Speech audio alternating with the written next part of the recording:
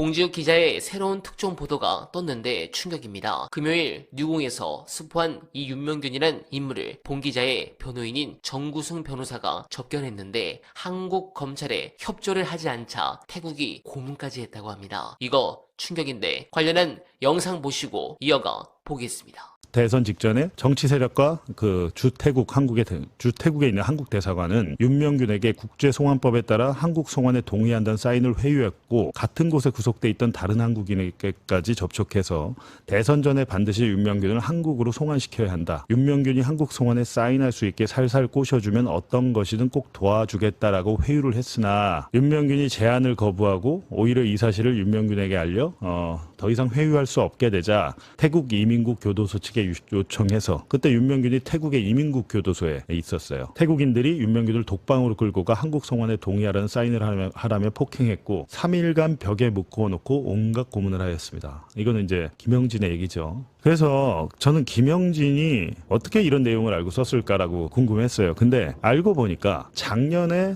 서울구치소에 있는 윤명균과 순천교도소에 있는 김영진이 서로 간에 여러 서신을 편지를 주고 받았더라고요. 본인이 이제 어제 오후 1시 반부터 동부구치소였네요. 동부구치소에서 윤명균을 직접 접견하고 이런저런 이야기를 듣고 정리를 좀 해서 했는데 어제는 뭐 이제 1시간 좀 넘게 만났는데 아마 계속해서 만나고 지금 윤명균이 아까 편지에서 보셨겠지만 대선에 이용되기 싫어서 송환을 거부했다. 외교 대사관 담당 직원과 면담 보고서 면담한 내용이 본인의 수사 기록에 있다라고 주장을 하니까 또 이제 정구승 변호사가 그 수사 기록을 확보해서 그런 윤명균의 주장이 사실인지 또 여러 가지로 검증을 해봐야 될 것 같습니다. 저는 이제 이 사건이 이게 이 정도가 되면 물론 뭐 이 범인들의 일방적인 주장이고 뭐 여러 가지 뭐 목적이 있을 수도 있고 한데 그냥 제가 생각하기에는 2023년 9월에 김영진이 박철민 재판의 증인으로 나가서 했던 이야기는 이 사람들이 어떤 다른 목적으로 말을 지어냈다고 보기는 어렵습니다, 지금. 그렇기 때문에 이 사건에 대해서도 법무부가 좀 감찰을 해봤으면 좋겠어요. 담당 수사관들이 있고 검사들이 있고 당시 대사관 직원이 있고 대사관에 파견 나갔던 경찰관이 있고 다 확인이 되잖아요. 그리고 대북 송금 사건처럼 당시의 교도관들 뭐 이렇게 다 해서 할 텐데 이 사건을 또 맡았던 이 범인들 변호인들도 있고 라고 하니까 그리고 당시의 검사들도 있고 뭐 무엇보다 이 두 사람은 지금 교도소에서 수감 생활하고 있기 때문에 여기에 대해서 물론 옛날 일이라 하더라도 우리가 앞으로 또 검찰 개혁을 지금 진행 중에 있고 아직 공소청, 중수청 설치법 정도만 됐지 뭐 여러 가지 난제가 있지만 여러분 제도를 완성하는 것은 검찰 개혁이 아닙니다. 검찰 개혁의 마지막 모습은 조작 불법 강압 수사를 한 검사와 수사관들을 처벌하는 겁니다. 우리가 예전에 광복해서 친일파들을 제대로 처단하지 않고 반민족 행위 자들을 처벌하지 않고 급하다는 이유로 이 사람들이 일제 때 행정 능력을 가졌다는 이유로 당장 써먹을 수 있다는 이유로 당시에 다 정부에서 이승만 정권이 다 썼잖아요. 친일 고문경찰 노독술 같은 사람이 수사 잘한다고 쓴 거 아닙니까? 그렇게 되면 나라가 망합니다. 정상적인 나라라고 볼 수가 없죠. 독일, 우리가 항상 독일 예는 들지만 독일뿐만이 아니고요. 아르헨티나 같은 나라도 오랜 군부 독재를 겪었는데 지금도 그 군부 독재 청산 지금도 하고 있습니다. 지금도 당시에 불법 행위를 저질렀던 군인들이나 공무원들 찾아내서 처벌을 하고 있어요. 우리는 그렇게 하지는 않잖아요. 네, 그렇기 때문에 검찰 개혁이 나중에 다시 엎어지지 않으려면 2200명 검사 중에 성실하고 똑똑하고 착한 분들 많습니다. 근데 거기서 이제 일부 정치 검사들 물을 흐리고 있잖아요. 그 사람들을 솎아내지 않으면 나중에 또 정권이 바뀌거나 하면 이 검찰 개혁이 완전히 뒤집힐 수 있습니다.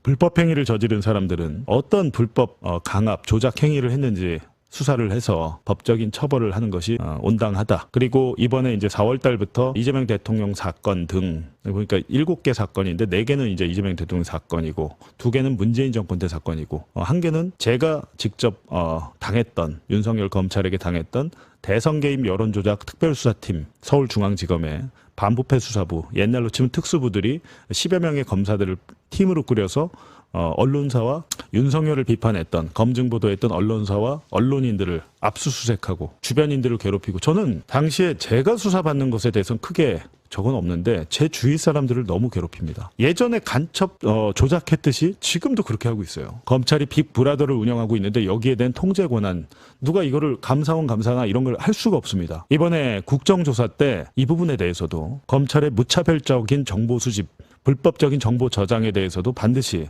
국정조사 때도 다뤄줘야 될 것 같습니다. 오늘 공범 윤명균의 편지 그리고 윤명균을 직접 접견한 정구승 변호사에게 얘기를 잠깐 들어봤는데 저희가 제가 지금 혼자 사실상 혼자 유튜브를 하고 있는 것인데 큰 채널들에 나가서 좀 이런 얘기들을 적극적으로 할 생각이고요.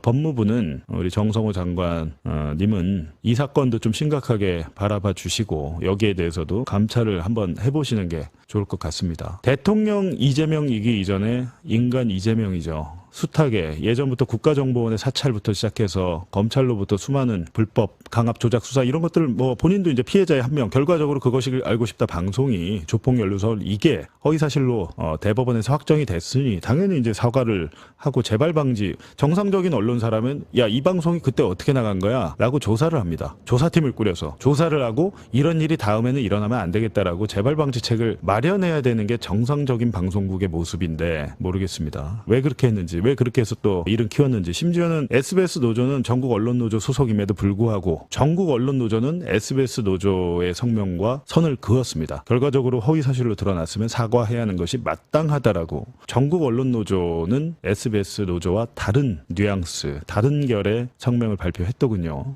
그건 너무 당연한 거잖아요.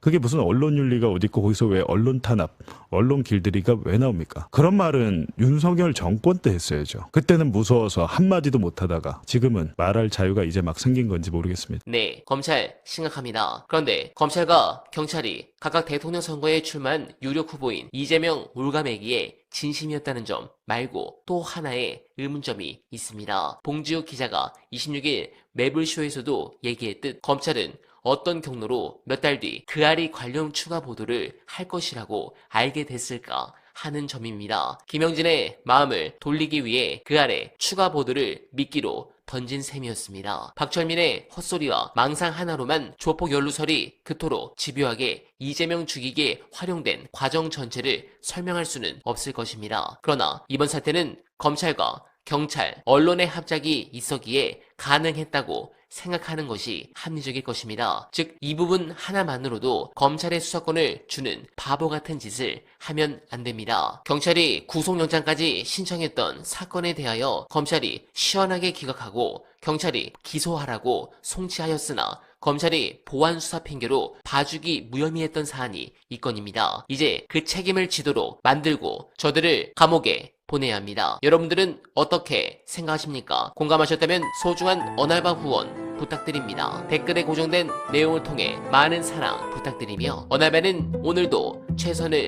다하겠습니다. 여러분 고맙습니다.